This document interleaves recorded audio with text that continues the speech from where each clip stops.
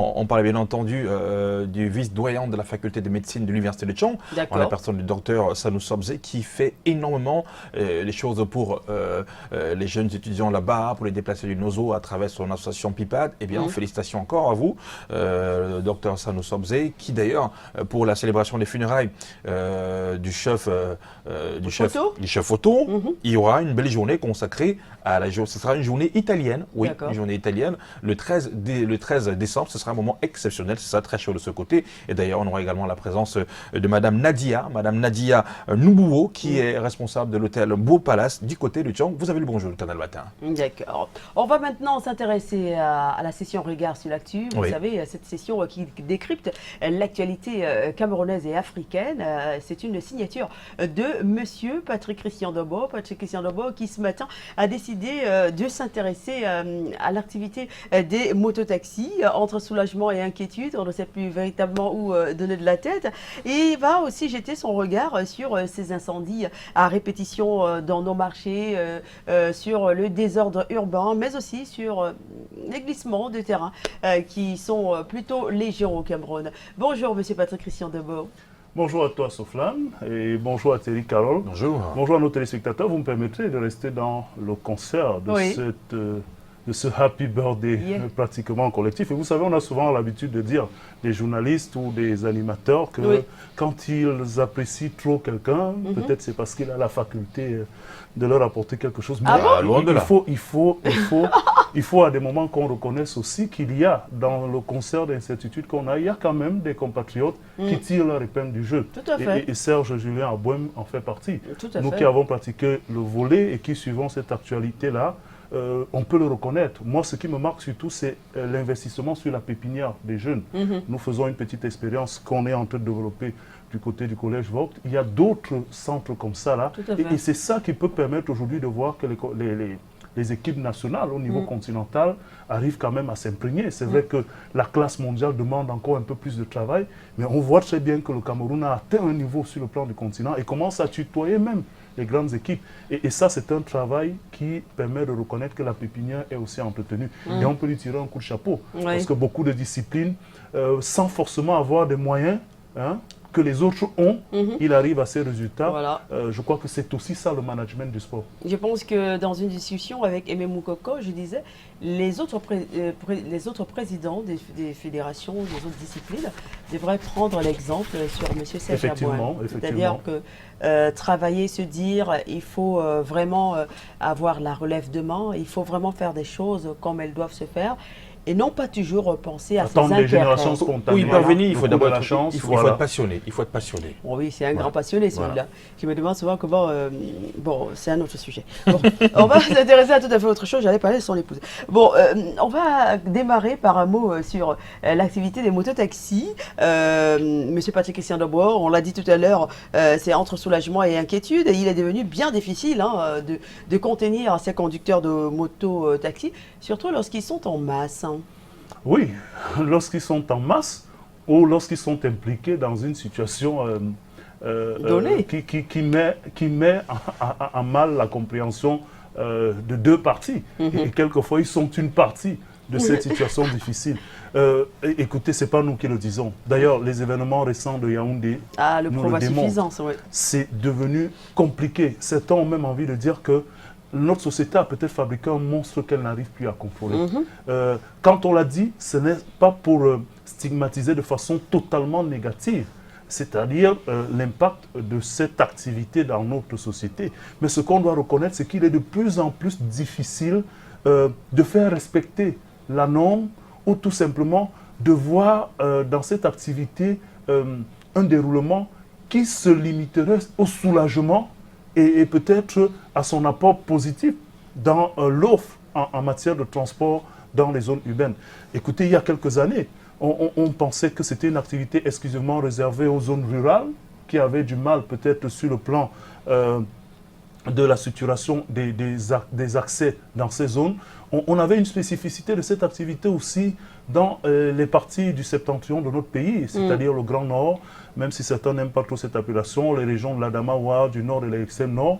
on pouvait trouver quelques éléments un peu plus présents aussi dans l'Est, qui n'a pas une coloration très différente en termes de situation de transport. Mais le constat qu'on fait aujourd'hui, c'est qu'il n'y a pas un seul centre urbain, et même les plus grandes métropoles, qui échappent à la présence de cette activité, et une activité qui a fini par s'imposer comme étant, et excusez-moi l'expression, comme l'élément incontournable du transport urbain dans notre pays.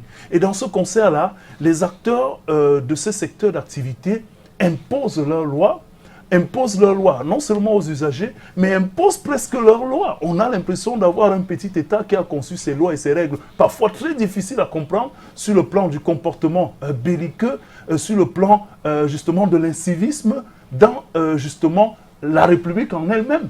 Essayez, même quand vous êtes en difficulté dans une situation peut-être accidentelle, avec un des maillons de cette activité, que vous ayez raison ou pas, vous avez l'impression qu'un essaim d'abeilles vous a entouré et il n'y a même pas d'explication. C'est à peine si vous ne frôlez pas le lynchage dans un certain type d'échange, et ils vont même peut-être vous caser totalement. Et pour quelques-uns même, ils prennent la fuite parce que ça devient difficile à gérer. Et oui, c'est des clichés que nous avons dans nos cités qui ne disent simplement pas que ces personnes sont des personnes qui n'ont pas droit de citer dans notre environnement, dans la société. Non. Mais malheureusement, on constate que l'activité s'est développée avec malheureusement des gènes dévastateurs. Je prendrai ce mot-là puisque l'expression était des gènes dévastateurs pour la quiétude et l'environnement dans lequel ils évoluent. Et malheureusement, on peut, dès qu'on a fini de le dire, se poser la question de savoir pourquoi est-ce qu'on en est arrivé là. Et ça, c'est fondamental. D'abord, il faut constater que la nature a horreur du vide.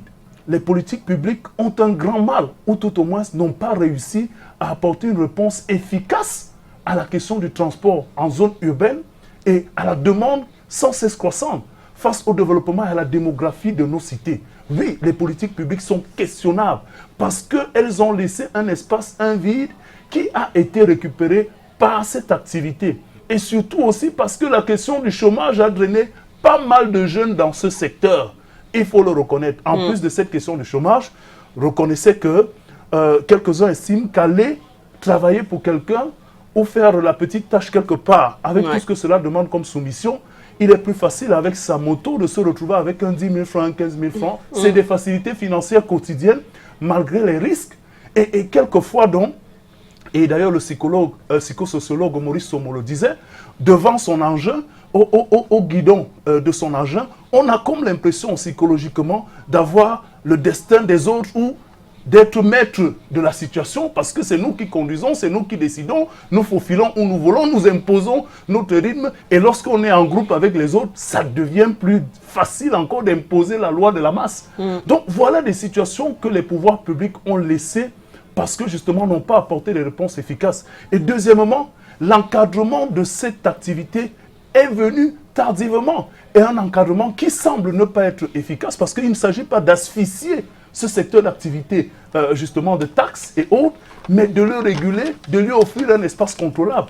On a laissé cette situation évoluer au point où il devient difficile aujourd'hui de lui imposer la norme établie pour la communauté. La preuve, vous voyez les tentatives de contestation à Yaoundé, parce que le gouverneur demande à ce qui est de l'ordre, et notamment qu'on respecte les zones interdites. Yaoundé n'est pas seul. Regardez ici à Douala, Deido, Bonapriso et bien d'autres, qui sont pourtant des secteurs décidés ne pas être franchissables par cette activité. Mais allez donc regarder comment est-ce que ces décisions-là sont violées, foulées aux pieds, et on est à la barbe de tout le monde. Et donc, on peut se dire qu'au-delà des politiques publiques, il y a nous-mêmes aussi dans la société, parce que parfois vous vous retrouvez derrière une moto, Soflane, eh bien, quand vous êtes pressé et qu'il fait tous ses zigzags et engueule tout le monde, vous ne lui dites rien parce qu'il est en train de vous rendre un service que vous croyez être utile au moment où vous êtes en train de courir. Mais sauf que quand cela arrive, parfois vous êtes la première victime si vous ne laissez pas votre vie sur le carreau et après les dégâts que cela peut engendrer. Donc, nous sommes complices de cette situation. Les pouvoirs publics ont laissé faire et derrière, il y a la manipulation. Imaginez, hommes politiques, acteurs de la société civile, tout le monde veut faire foule avec les motos. Quand on a besoin de ces motos-là et de ces conducteurs de moto-taxi, on les appelle. Et quand on n'en a pas besoin, on les décrit comme les parias de la société. Et voilà le visage que nous avons réservé à nos sociétés. Et après, on peut se dire, si ça marche ailleurs, l'activité de ces compatriotes, pourquoi pas chez nous? On a vu sur d'autres pays, l'Indonésie, c'est fabuleux. Il y a plus de motos là-bas que le Cameroun. Pour ceux qui ont eu l'occasion de le voir. Laissons un peu plus loin. Revenons dans des pays comme le Mali, le Bénin, le Togo. Cette activité-là, elle marche. On a des voies cyclables. On a ensuite un règlement respecté même par ces conducteurs de mototaxi. Revenons au Cameroun.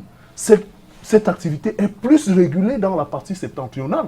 Il y a des villes comme Edea qui essaient déjà d'avoir des voies cyclables et un certain respect. Pourquoi est-ce que nous ne pouvons pas copier tous ces exemples-là pour, à défaut de pointer ces acteurs comme étant des éléments négatifs totalement de la société, pour les ramener à l'ordre et donner une espèce de régularité à cette activité pour qu'elle ne soit pas un danger. Parce que malheureusement, on doit le reconnaître, elle est actuellement, cette activité-là, une réponse à l'absence de solutions efficaces pour le transport en zone urbaine chez nous. Alors, M. Patek Sandoboa, à côté de cette inquiétude, il y a également celle de la récurrence d'incendies dans nos marchés. Ça devient une véritable catastrophe. Et également le désordre urbain. Et dans une moindre mesure, et récemment, on parle aussi des glissements de terrain et d'affaissement. Oui, lorsqu'on évoque la question des conducteurs de mototaxi et l'environnement qui a favorisé les dérives, il faut bien dire les dérives dans ce secteur, parce qu'il y en a qui honnêtement font leur job et essayent de gagner leur vie normalement dans le respect d'un certain nombre de structures locales.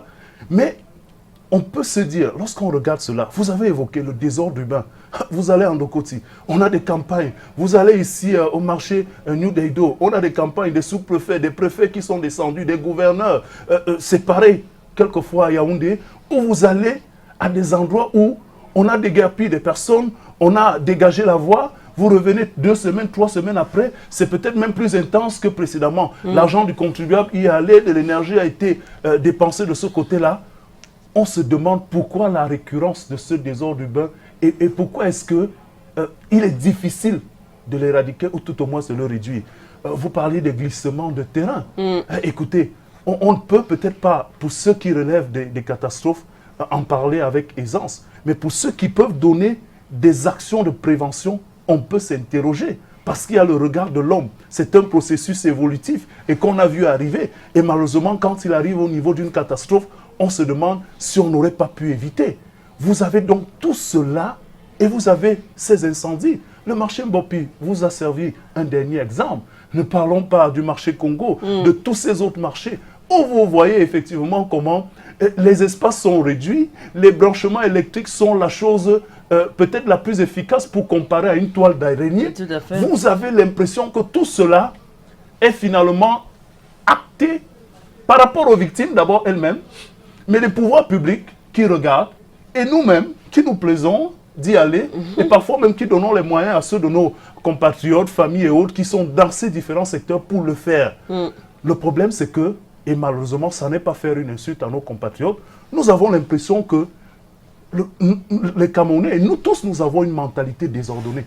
Et que c'est difficile de mettre de l'ordre dans nos mentalités. Nous avons comme une collectivité qui a une mentalité désordonnée.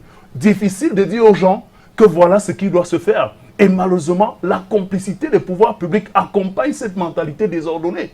Et la facilité ou l'envie de vite faire, de vite arriver, nous rend nous-mêmes complices de cette mentalité désordonnée. Allez donc voir comment on se comporte lorsque les incendies arrivent. Tel n'a pas fait ceci, tel n'a pas fait cela. Et pourtant, nous sommes acteurs de cette situation. Donc, il est malheureux de constater qu'une série d'actions comme celle-là arrive, actions négatives, arrivent, et pourtant des actions préventives auraient pu être posées. Et lorsque c'est arrivé, le moment de compter les dégâts fait mal. Parce que parfois, c'est des investissements lourds. Mais après, on doit se dire que quelle est la part de responsabilité de chacun dans ce... Et malheureusement, comme c'est l'État qui doit réguler, l'État sera malheureusement obligé d'accepter qu'on pointe du doigt sa responsabilité première parce que c'est l'État qui fixe le cap et c'est l'État qui doit faire respecter le cap.